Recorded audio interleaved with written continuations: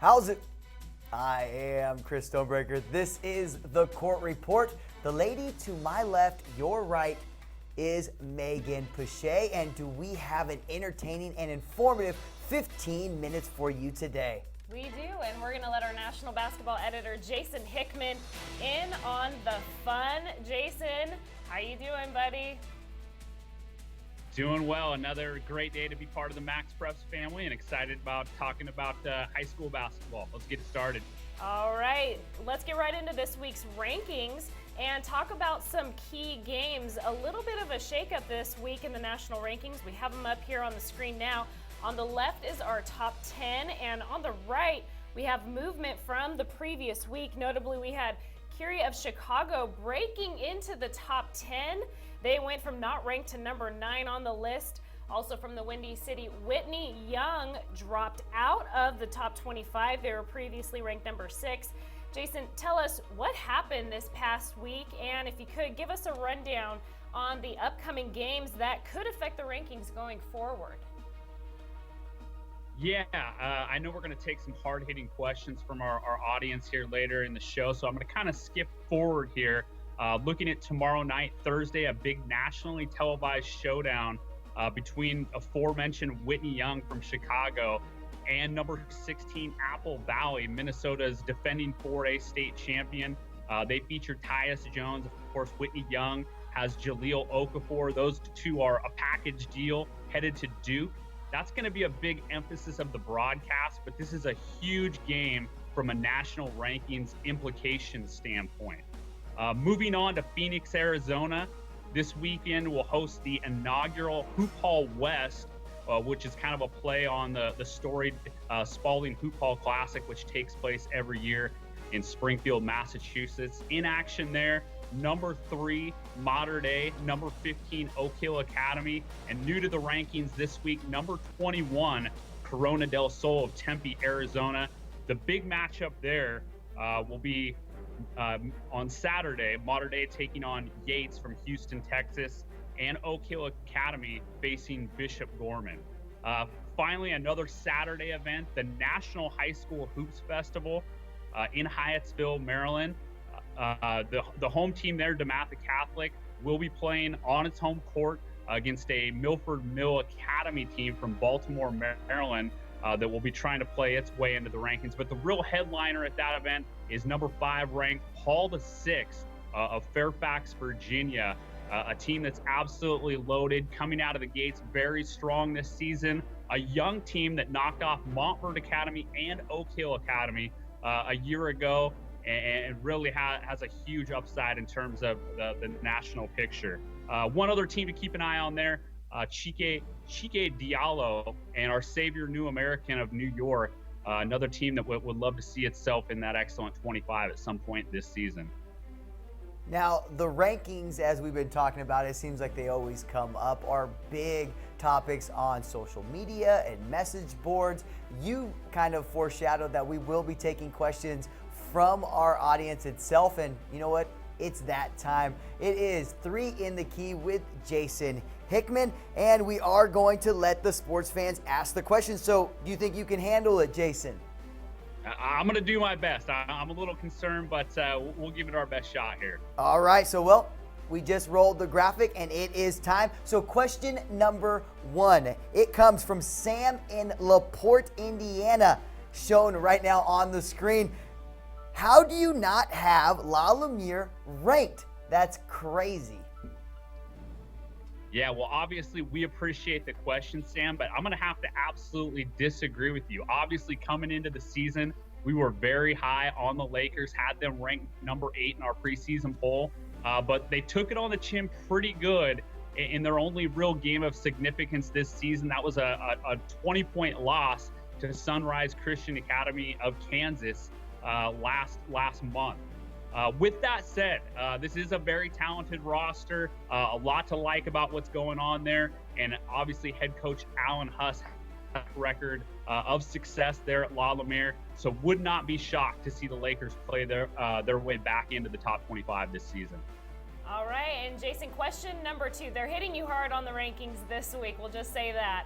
And we talked about this team a little bit earlier, but we have Michael in Illinois, and he asks, how does Curie of Chicago go from unranked to number 9? And how are they ranked ahead of 4-time defending Illinois state champion Simeon? Yeah, well, Michael, that's an absolutely fair perspective to have. And locally, I know a lot of people have Simeon ranked ahead of Curry when it comes to the city of Chicago rankings or the state rankings. But in terms of the national picture, like what Curry's done, obviously they beat then number 4 Bishop Gorman last weekend at the Chicago Elite Classic, and also beat a very good St. Rita team from Chicago that features the talented Matthew brothers. Curry, led by their big man, 6'9" future Kansas Jayhawk Cliff Alexander, who put up 22 points and 20 rebounds in that big win over Bishop Gorman. In terms of Simeon, look, there's no Jabari Parker on the roster there this year. From my perspective, I kind of see this Simeon team as one that's starting with a clean slate, and we'll see how they progress as the season goes on. Okay, it's called 3 in the Key, so that means we have one more question for you. Question number 3 comes from Chris B. of Corvallis, Oregon. He wants to know, Germantown of Wisconsin has won 60 games in a row. What do the Warhawks have to do to get some love?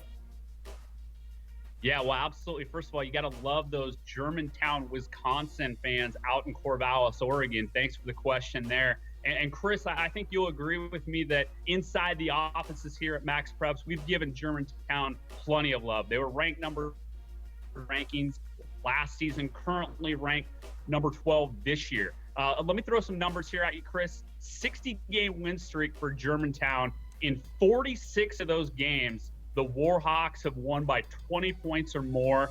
And in 26 of those games, they've won by 30 or more. So absolute, complete dominance by Germantown. And I think very highly of this program. It's not one that's just beating up on low,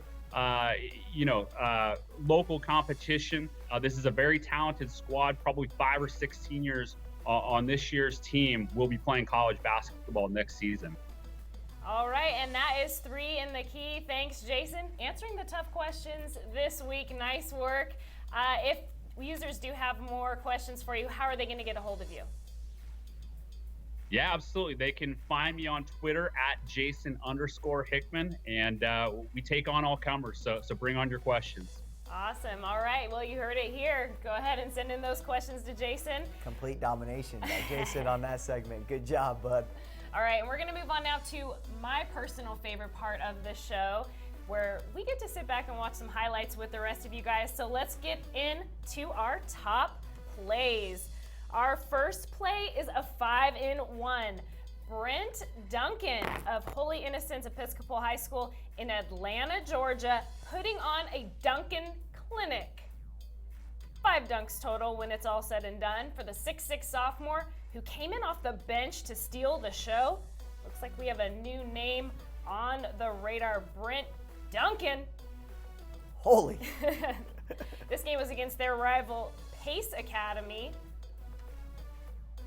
And here he comes. Holy Innocents Episcopal wins it 65-54. Jump starting this team off the bench, really giving them that spark plug they were looking for in order to dunk it like Duncan. Holy. Jeez Louise. Now, holy, we are in Connecticut bound. Senior Daniel Hamilton helped St. John Bosco of California bounce back after a pair of disappointing tournament losses with this buzzer beater as he beats Whitney Young, the then number 6 Whitney Young of Illinois. The shot gave St. John Bosco a 62-59 win in the featured matchup of the Chicago Elite Classic and a 3-2 record on the season. Disappointing 3-2, but hopefully he can be like Duncan and jumpstart his season with that buzzer beater. Always good to see those big highlights come in from the top schools, but this next play is probably my favorite of the week. During the halftime at Center Grove basketball game in Greenwood, Indiana, Cameron Starr, an 11-year-old, he's gonna nail a shot from half court. So he misses the free throw, No good on the 3-point, and then drains it. Half court shot, 11 years old. The crowd is pumped. Let's see that in slow motion. Called it right there. He said bank right there. Heard He it. said it. Said it. Called it. Said told you. Put the arms up and give me my money. Those first 2 shots just weren't in his wheelhouse. Nah, I feel the same way. If you're too close, you don't follow through. You get to the half court and you just make it rain. Make it rain. Anyways, those are great plays, and we want to see your guys' great plays as well. Please, via Twitter, hit us up using the hashtag MPMoment and, link your little highlight right into that message to us, and hopefully we will see it. And so now, from top plays, we go to top performers, and I invite Jason Hickman back into the show. And Jason, I want to talk about a junior that can really score from Callaway High School in Jackson, Mississippi. He goes by the name of Malik Newman. Yeah, absolutely, Chris. You hit on the fact that he's a big scorer and he's averaging over 31 points per game this year. Callaway's radar. But the one thing I don't think Malik Newman gets enough credit for is the fact that this guy's just a big-time winner. Chris, I'm partial to guys with state championships on their resume. This guy's already won 2 as a freshman and sophomore at Callaway. And not to mention, he went with the USA Basketball Under-16 team to the FIBA Americas competition over the summer and won a gold medal there and was the MVP. So this guy can not only fill it up, but he's shown that he can play within the team system and have a ton of success. No question about it, one of the top 5 juniors in the country, and that's putting it quite conservatively. Some people think he's the number 1 prospect in America in the class of 2015. All right, so we had a little bit of a glitch right there at the beginning. What is Malik averaging right now? As of their latest game, 31.1 points per game this season, and doing it very consistently. Hasn't had a 40-point game yet, so he's been right in that 30 to 35 point range each and every game out this season. All right, and so Malik Newman is regarded as one of, if not the top junior in the class. A guy that you talk about that if you were to make rankings right now for the senior class, the 2014 class, would probably be your top prospect, is a guy from Modern Day High School, Santa Ana, California, Stanley Johnson. And I want to talk to you today about him in this week's Next Step segment. So, Stanley Johnson, give us a little information about him and how much of an impact he will be making at the Next Step. Yeah, well, obviously we leave the player rankings to our friends over at 247 Sports, but if I was putting together my own top 100, absolutely no doubt who would be in that number 1 spot, and that's that guy right there, Stanley Johnson. A lot of people get the misconception that this guy is a little bit of an undersized forward who's going to level off at the collegiate level, but this guy is a true guard at 6'6", probably close to 230 pounds, built like an SEC defensive end, but every bit of the true guard. Arizona Wildcat fans should be absolutely thrilled that this guy's headed to Tucson next year. I think he's going to have a huge impact, not quite the same dimensions as a guy like Marcus Smart, of Oklahoma State, but just has some of those same intangibles. He's a winner. Arguably the top resume of any senior prospect in the country when you look at 3 state championships in California and gold medals with USA Basketball at the U16 and U17 level. Okay, so we're getting really close to the show. We're going to go over a little bit today to give you guys all a special treat. So right now, we've talked about a junior, we've talked about a senior. Let's bring up an underclassman in this week's I'm the Future segment. And you have a special one here. Talk to us about who is the future on the high school basketball scene. Yeah, Chris, you're hitting on a couple of my favorite guys here today, so I'll try not to get too carried away with hyperbole. But Thon Maker of the Carlisle School in Martinsville, Virginia, is one of the most tantalizing prospects in the game of basketball at any level on the entire planet. This young man has a very fascinating story, was born in Sudan and eventually made his way to Australia. before coming to the United States last year prior to his freshman year in basketball. This guy, some people have thrown out the name Kevin Garnett as a potential comparison. Very active on the defensive end, loves to swat shots and get deflections, but it's really what's going on and developing on the offensive end of the floor that is really incredible about this young man. He can handle the ball, steps out and shoots it well with touch, and really seems to have a passion and desire for the game. He's more than just a prospect, very productive. He's averaging over 25 points per game this year, his sophomore season at Carlisle, who is currently in our national top 25 and recorded a big win over Huntington St. Joseph Prep last weekend.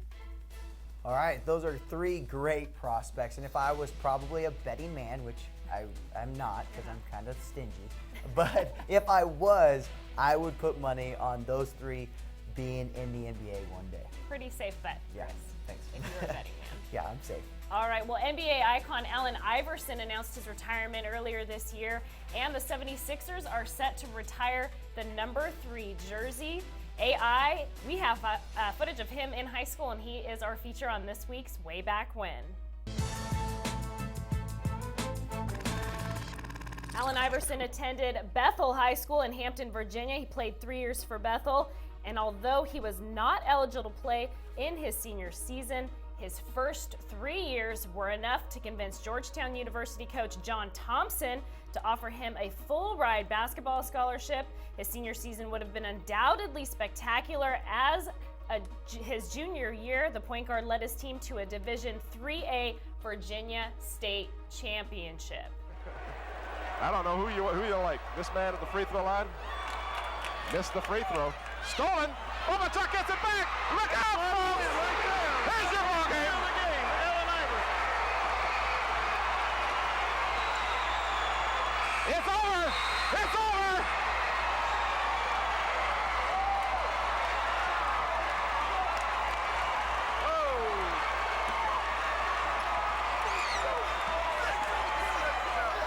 The Bruins have done it.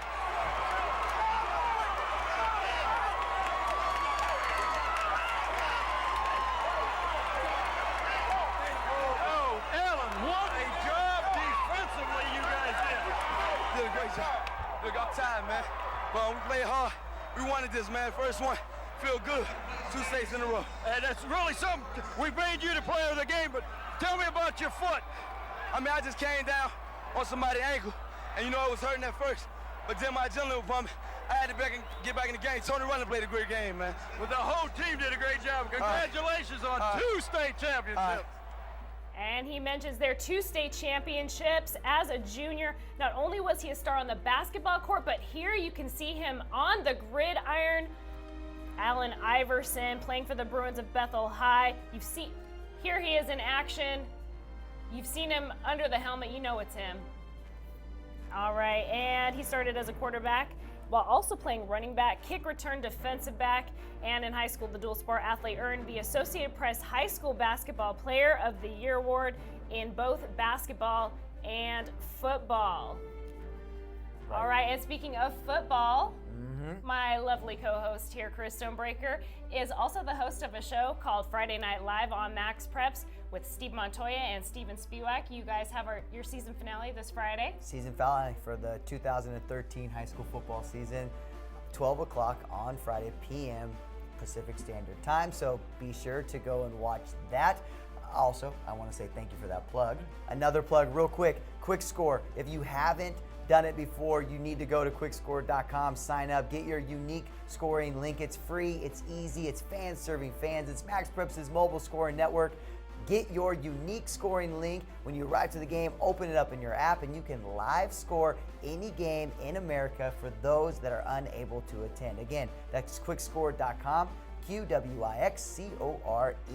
And I guess that does it for this week's Court Report.